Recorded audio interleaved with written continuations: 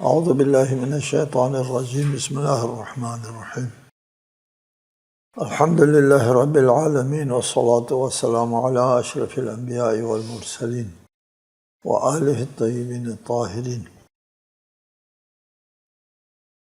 اعوذ باللہ من الشیطان الرجیم اللہ الذی خلق سبع سماوات ومن الارض مثلہن یتنزل الامر بینہن لتعلموا ان اللہ علی کل شیء قدیر وان اللہ قد احاط بکل شیء علما.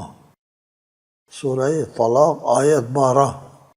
وہی اللہ ہے جس نے 7 آسمان بنائے اور انہی کی طرح زمین بھی. اس کا حکم ان کے درمیان اترتا ہے تاکہ تم جان لو کہ اللہ ہر چیز پر قادر ہے، اور یہ کہ اللہ نے بلحاظ علم ہر چیز پر احاطہ کیا ہوا ہے. اللہ الذی خلق سبع سماوات، اللہ نے 7 آسمان پیدا کیے. 7 آسمان. اس وقت انسان کے علم میں پہلا آسمان آیا ہے. وَزَيَّنَّا السَّمَاءَ الدُّنْيَا بِمَصَابِيحَ، ہم نے دنیا کی آسمان کو یعنی سب سے پہلے آسمان کو چراغوں سے مزین کیا ہے. اس کا مطلب یہ ہے جتنے بھی ستارے ہم دیکھتے ہیں وہ سماء اول ہے. پھر سماء دوم کہاں ہے، سوم چاند انسان کو نہیں پتہ ہے. جی 7 آسمان اللہ تعالیٰ نے پیدا کیے ہیں. اس میں سے پہلا آسمان یہ ہے. وَمِنَ الْأَرْضِ مِثْلَهُنَّ، اور آسمانوں کی طرح زمین بھی. زمین بھی کیا؟ مثلہن، آسمانوں کی طرح زمین بھی. وَمِنَ الْأَرْضِ، زمین بھی آسمانوں کی طرح بنائی. اب یہ ایک بحث ہے، مشکل بحث ہے جی، کہ اللہ تعالیٰ ارشاد فرماتا ہے کہ ہم نے 7 آسمان بنائے اور زمین بھی اسی طرح زمین بھی، یعنی زمین بھی 7. زمین تو ایک ہے، 7 نہیں جی. اور اگر سیارے مراد لیتے ہیں جو سورج کی گرد گھومتے ہیں وہ 8 9 ہے، 7 نہیں. کیا ہے؟ وَمِنَ الْأَرْضِ مِثْلَهُنَّ. اس سلسلے میں بحث ہے.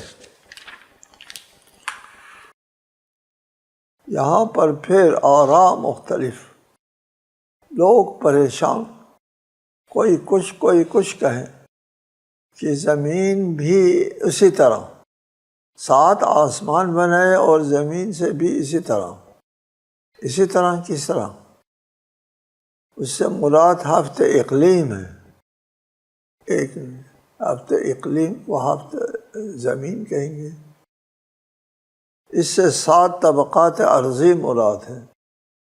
زمین کے طبق ہے، اوپر کا حصہ اور ہے، پھر اس کے بعد حصہ ہے، پھر اس کا حصہ طبقات ہے، اور پھر آخری حصہ جو ہے وہ آتشین ہے وغیرہ. طبقات ارضی ہے. 7 طبقات ارضی کو مثلہن کہا ہے. بنتی نہیں ہے بات یہ. مثلہن سے مراد عناصر ہے. جن عناصر سے ہم نے آسمانوں کو بنایا ہے اسی سے زمین کو بھی بنایا ہے. وَمِنَ الْأَرْضِ مِثْلَهُنَّ. ٹھیک ہے جی. اور یہ سب کے لیے واضح ہے کہ عناصر سب، چاند میں جتنے عناصر ہے وہی عناصر ہے جو زمین پر ہے، کوئی اور عنصر نہیں ہے. اسی طرح مشتری وغیرہ وغیرہ جتنے بھی سیارے ہیں، چاند تک رسائی ہوئی ہے، اس سے پتہ چلا ہے کہ وہاں عنصر وہی ہے جو زمین میں ہے. مثلہن یعنی اسی انہی عناصر پر مشتمل ہے، مثلہن۔ بعض نے کہا ہے وَمِنَ الْأَرْضِ مِثْلَهُنَّ سے مراد خلق من الارض مثل السماوات السبع، اور زمین سے ایسی مخلوق بنائی ہے جو عظمت میں 7 آسمانوں کے مانند ہے، وہ انسان ہے۔ اللہ ومن الارض، زمین میں بھی ہم نے عظیم مخلوق بنایا ہے، من الارض زمین سے، مثلہن کائنات کے برابر ہے، وہ کیا ہے؟ وہ انسان ہے۔ تاویل توجیہ، ادھر ادھر جاتے ہیں، آیت سمجھ میں نہیں آتی ہے تو ادھر ادھر جاتے ہیں جی۔ اور من کو من زائدہ مانتے ہیں، مثلہن کا مطلب یہ ہے کہ زمین کی تخلیق آسمان کی طرح ہوئی ہے۔ ومن الارض مثلہن، من زائد ہے، والارض مثلہن، زمین بھی آسمانوں کی طرح تخلیق ہوئی ہے۔ کس طرح؟ کن فیکونی سے، یعنی کن فیکون سے، ایک ارادے الہی سے، ایک خلق الارض مثل السماوات، زمین بھی آسمانوں کی طرح پیدا ہوئی ہے۔ آسمان کس طرح پیدا ہوئے؟ کن فیکونی سے پیدا ہو۔ پھر زمین بھی مثلہن، زمین بھی آسمانوں کی طرح پیدا ہوئی ہے کن فیکونی کے سلسلے میں۔ ٹھیک ہے جی، یہ دیکھو اس آیت کی تشریح میں لوگوں کو کیا کیا تاویلیں کرنا پڑی۔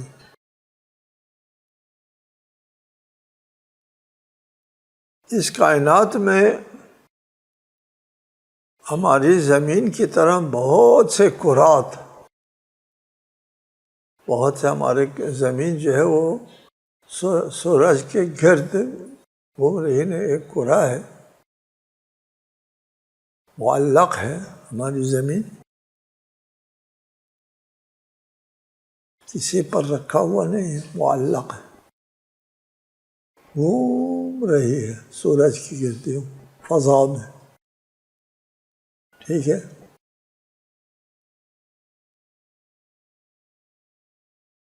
اس قسم کی جس طرح زمین ہے اور بھی کرات ہے بہت سارے، کتنے اور کرات ہیں؟ پوچھتے ہو کتنے اور کرات ہیں؟ مجال ہے کسی کو یہ بتائیں کتنے اور کرات ہیں؟ صرف ہمارے کہکشاں میں، کہکشاں کس کو کہتے ہیں پتہ ہے؟ آسمان میں جو ستاروں کے جھرمٹ ہیں اس کو کہکشاں کہتے ہیں۔ صرف ہمارے کہکشاں میں جس میں ہم لوگ ہیں، اس میں 60 کروڑ کرات ہیں زمین کی طرح۔ سمجھیں گے آپ؟ کہاں رہتے ہیں آپ؟ کس دنیا میں گم ہے؟ پتہ ہے اس کائنات چھوڑو، اب اس کائنات میں کتنے مجرم وہ ہے کہکشاں ہیں، پتہ نہیں آپ؟ کہکشاں ستاروں کا جھرمٹ، ایک جھرمٹ میں یعنی ایک کہکشاں میں اربوں ستارے ہوتے ہیں، اور اس طرح کے اربوں کہکشاں ہیں، اور کتنے کہکشاں ہیں ابھی انسان کو پتہ نہیں چلا، آخری کہکشاں تک رسائی ہو، اس سے دنیا کی کائنات کے آخری حصہ پتہ نہیں کہ آخری حصہ کا پتہ چلتا ہے تم کو؟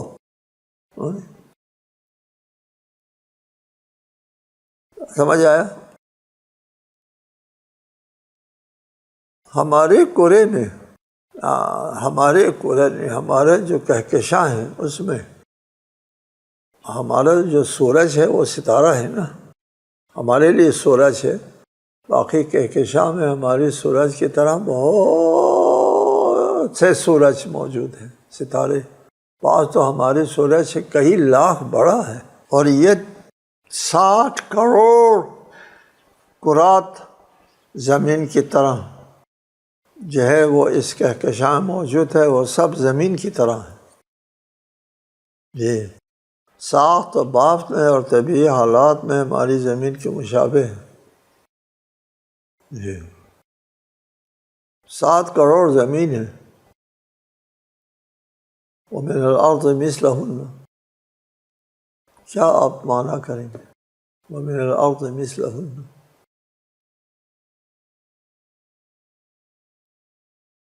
لہٰذا بہتر یہی ہے، ہمارا موقف سن پھر ہمارا کیا موقف ہے؟ پھر آپ پوچھیں گے بہت سے لوگوں نے بہت سی تعویلات کی ہیں، توجیہات کی ہیں، آپ خود کیا کہتے ہیں؟ کہتا ہوں کیا کہتا ہوں، لہٰذا بہتر یہی ہے وَمِنَ الْأَرْضِ مِثْلَهُنَّ کی تفسیر سے اپنے عاجزی کا اظہار کیا جائے، جی ہم کو نہیں پتہ،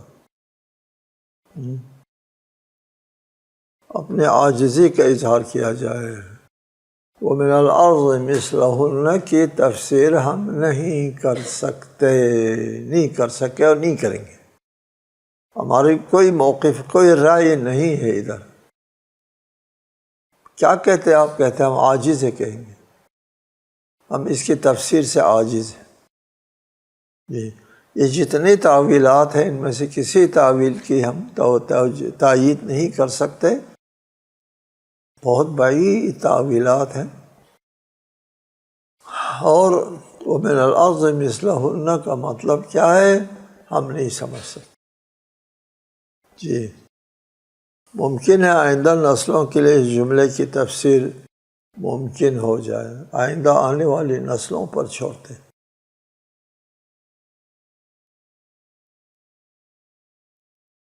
یہاں ایک لطیفہ سنیں آپ، حضرت ابو ہریرہ کی روایت ہے جو امام احمد بن حنبل اور ترمذی نے نقل کی ہے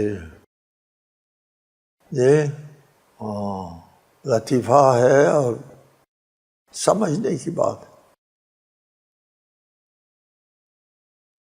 جو قابل تعجب ہے۔ ابو ہریرہ کہتے ہیں رسول اللہ نے فرمایا لو انکم دلیتم بحبل الی الارض السفلی لہبط علی اللہ، اگر تم کسی رسی سے باندھ لیا جائے اور لٹکا دیا جائے تو اللہ پر گرے گا۔ لطیفہ نہیں ہے یہ، اگر کسی بحبل الی الارض السفلی، نچلی زمینوں کی طرف اگر تم کو کسی رسی سے لٹکا کے گرا دیا جائے تو بہت لمبی رسی ہوگی اور آخر میں کہاں گرے گا؟ اللہ کے اوپر۔ او اللہ، السلام علیکم۔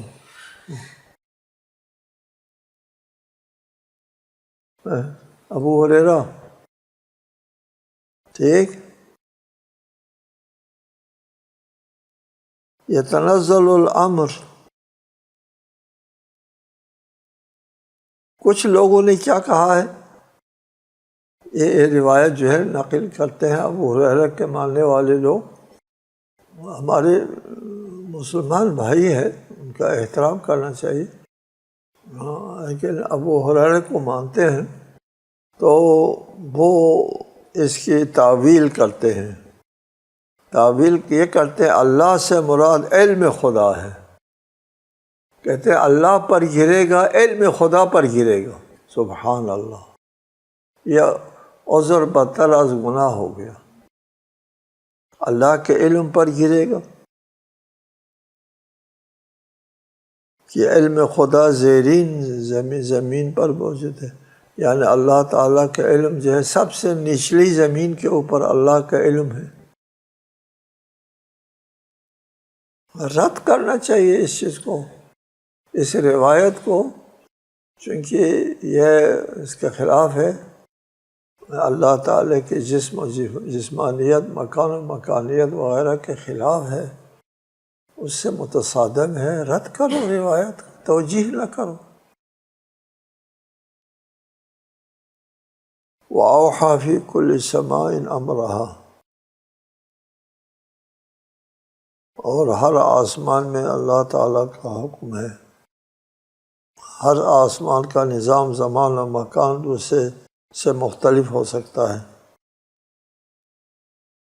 اس کے لیے بھی ہم نے سورہ حامیم سجدہ میں اس کا ذکر کیا ہے کہ زمان و مکان کا جو نظام ہے وہ ہر جگہ ایک جیسا ہونا ضروری نہیں ہے۔ لِتَعْلَمُوا أَنَّ اللَّهَ عَلَىٰ كُلِّ شَيْءٍ قَدِيرٌ، کائنات کی تخلیق اور اس میں موجود نظام جو ہے وہ اس سے ہر عاقل انسان کو علم ہو جاتا ہے کہ اللہ ہر چیز پر قادر ہے۔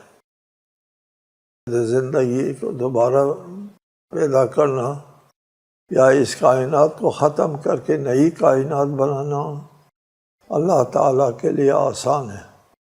وَأَنَّ اللَّهَ قَدْ أَحَاطَ بِكُلِّ شَيْءٍ عِلْمًا، یہ بھی اللہ تعالیٰ جو ہے تمام کائنات کے اوپر احاطہ علمی رکھتا ہے۔ کوئی چیز اللہ تعالیٰ کے علم سے غائب نہیں ہے، اس نے خود پیدا کیا ہے۔ جب اللہ تعالیٰ نے پیدا کیا ہے تو پیدا کرنے والے کے سے کوئی چیز غائب نہیں ہو سکتی۔ ایک سورہ تحریم ہے آگے۔ سورہ تحریم بعض ازواج کے اعتراض پر پیش آنے کا ایک واقعہ ہے، اور روایت کے مطابق واقعہ جو ہے وہ فتح خیبر کے بعد یہ پیش آیا تھا۔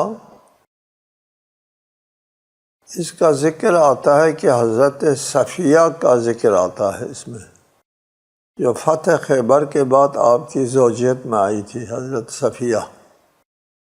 اور حضرت ماریہ قبطیہ کا ذکر آتا ہے جنہیں مصر کے بادشاہ مقوقس نے آپ کے لیے ارسال کیا تھا، جس کے بطن سے فرزند رسول حضرت ابراہیم پیدا ہوئے۔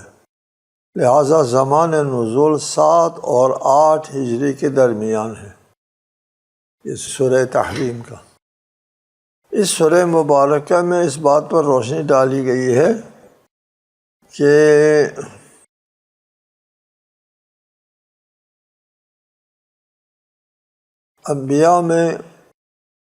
انبیاء کے ازواج میں سے کچھ ازواج ایسے گزری ہیں جو حضرت نوح اور حضرت لوط علیہ السلام کی بیویاں رسول کی زوجیت میں ہونے کے باوجود وہ ہدایت پر نہیں تھی، اور حضرت آسیہ فرعون جیسے طاغوت کی بیوی ہونے کے باوجود ذاتی کردار کی وجہ سے خاتون جنت ثابت ہوئی۔ اس میں واضح درس موجود ہے کہ ذاتی کردار سے ہٹ کر نسبتوں کی وجہ سے کوئی فضیلت ملتی، ذاتی کردار اعلیٰ ہونے کی صورت میں نسبت بھی فضیلت کا باعث بنتی ہے، ورنہ نہیں۔ یہاں پر زوجات، انبیاء کی زوجات کا ذکر آتا ہے۔ اس حالت میں آپ کے زوجات کا ذکر اس آیے میں آئے گا۔ جی بسم اللہ الرحمن الرحیم۔ یا ایھا النبی لم تحرم ما احل اللہ لک تبتغی مرضات ازواجک واللہ غفور الرحیم۔ اے نبی، جو چیز اللہ نے آپ کے لیے حلال کر دی ہے اسے آپ حرام کیوں ٹھہراتے ہیں؟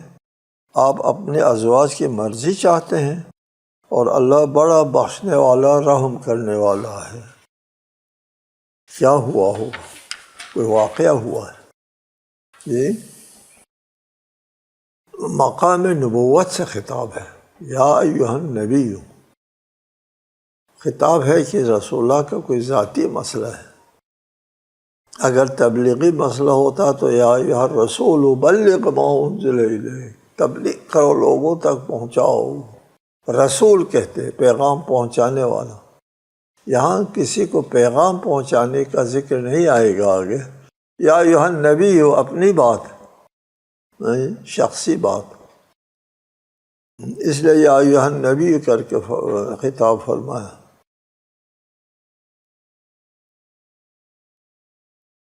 لما تحرم ما احل اللہ لک، آپ کیوں حرام قرار دیتے ہیں اس چیز کو جس کو اللہ نے حلال قرار دیا ہے؟ کیوں کرتے ہیں آپ یہ کام؟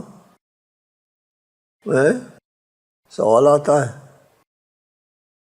یہاں تحرم سے مراد قسم ہے کہ حضور نے کسی چیز کے ترک کرنے کی قسم کھائی تھی۔ اللہ تعالیٰ نے فرمایا قسم کھا کے اپنے اوپر کیوں حرام کر دیا؟ چونکہ احکام حرمت اور حلیت جو ہے اللہ تعالیٰ کی طرف سے آتے ہیں۔ یہ حلال و حرام اللہ کی طرف سے، رسول کو حق نہیں حاصل کہ وہ اپنی طرف سے کسی چیز کو حلال کرے، کسی چیز کو حرام کرے۔ حلال حرامی تشریعی نہیں ہے، یہاں قسم کھا کر اپنے اوپر حرام کر ڈالا، یہ ہے۔ چونکہ قسم کھانے سے حرام ہو جاتا ہے، یہاں حرام سے مراد شرعی حرام نہیں ہے۔ اس کا رسول اللہ کو بھی حق نہیں کہ اللہ تعالیٰ کا حلال کردہ چیز کو حرام قرار دے دے، یہ اس کو حق حاصل نہیں ہے۔ کسی چیز کو اللہ نے حلال قرار دیا ہے، رسول حرام قرار دے دے۔ تشریع اللہ تعالیٰ کی حاکمیت اعلیٰ ہے، اس میں مداخلت جائز نہیں ہے، حتیٰ رسول کے لیے بھی۔ تشریع یہ احکام میں کمی بیشی کرنے کی اجازت رسول کے لیے نہیں ہے۔ جی جائے کہ کسی اور کے لیے اس کی اجازت مل جائے۔ یہاں پر قسم کھانا مراد ہے، قسم کھانے سے وہ ہو جاتا ہے، چیز حرام ہو جاتی ہے۔ تو یہاں پر ارشاد فرمایا کہ